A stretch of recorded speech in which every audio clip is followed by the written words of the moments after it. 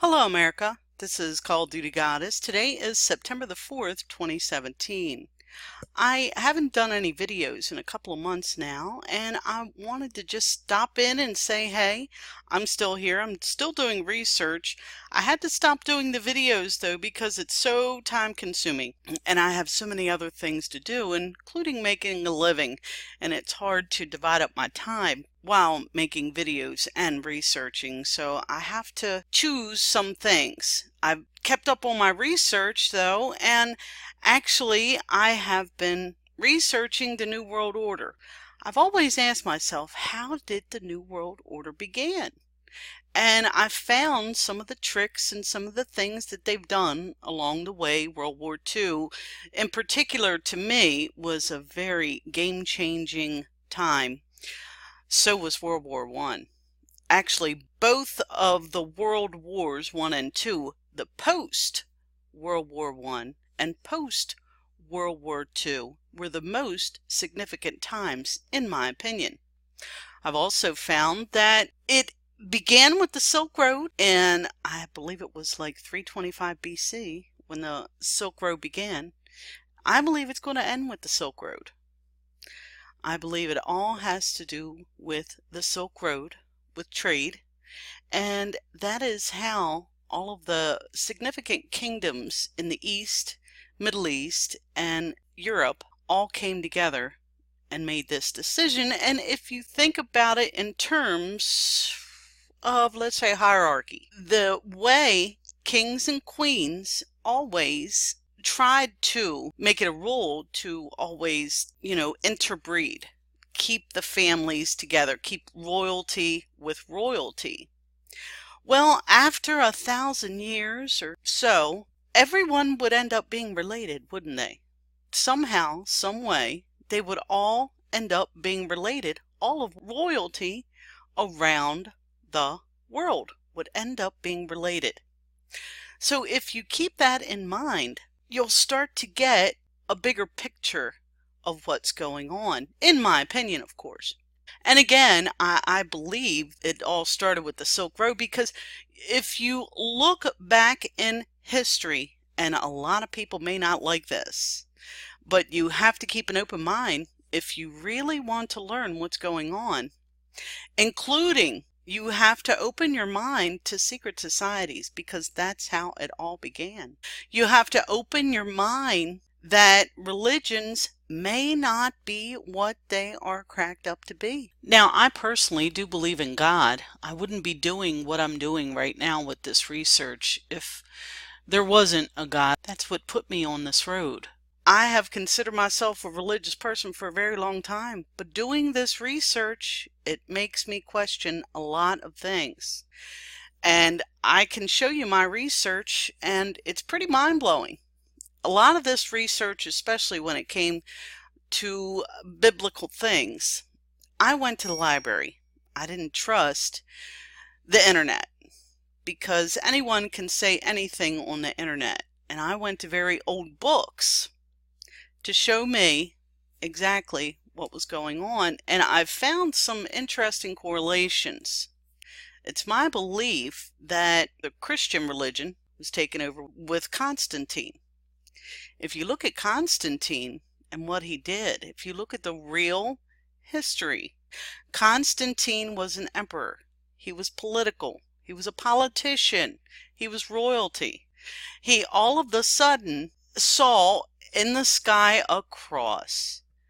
Now, does anyone buy that when he was about to fight a war that he was going to lose? Does anyone buy that when Christianity was becoming a big thing? What if Christianity was something totally different than what it is today? I mean, Constantine was a pagan. You look at the history, the Council of Nicaea, and that is what, in effect, created what we worship today as Christians. And you need to open your mind to reality.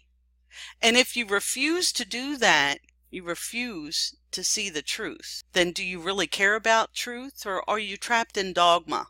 And see, that's why I use the symbol here, the Statue of Liberty, or Isis, or Ishtar, or whatever. because for a very long time, without me even knowing it, I was trapped in a religious type of dogma.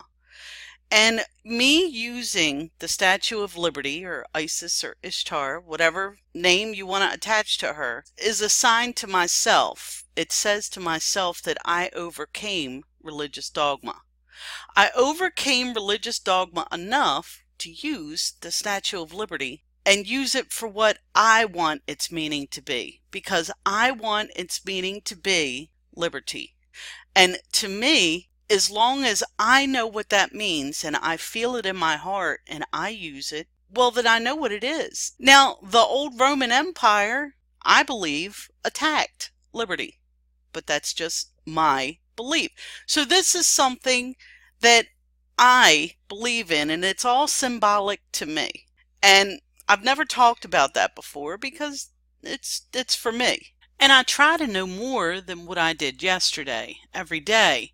And my thoughts, my thought process, my thoughts on religion, dogma, politics, and everything may change from day to day because of the research that I do, because I'm trying to make myself a better person. I'm trying to weed also through the lies and the deceit and the changed history that has happened all throughout time. Anyway, I don't want to take too much time making this video. I'd like to get started on this history of the New World Order. And I did a couple videos here, Feeding the Dragon Part 1 and Feeding the Dragon Part 2. And really, this is about the globalization takeover. And this is the end game. Part 1 and 2 is what their plan is. And it will take effect because if you think about it, if you look at any kind of news that's going on today, you'll find that most all of your politicians, your presidents, your global leaders are all talking about infrastructure. And that goes right in with Feeding the Dragon Part 1 and 2.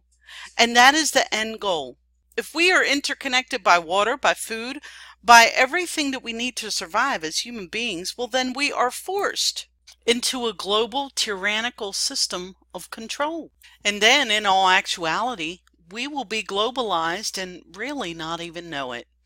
It's kind of like what Parag Khanna said in this Feeding the Dragon series, where we will be interconnected by what we need, by our needs. And that is where the Silk Road, the beginning of the Silk Road, gave them, in my opinion, the idea.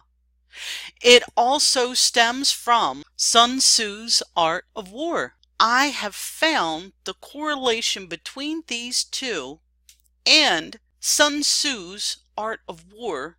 I found it incredible. When reading the Quran and the Bible next to each other, I couldn't help but think of Sun Tzu's Art of War. So that is something for you to think about. It may make some people angry, but that is where my studies have taken me. And hopefully I'll be able to make some short videos and be able to interconnect them, if you will, to lay out what I've found in this globalization and New World Order. This is Call of Duty Goddess signing off, and as always, I've got your 6.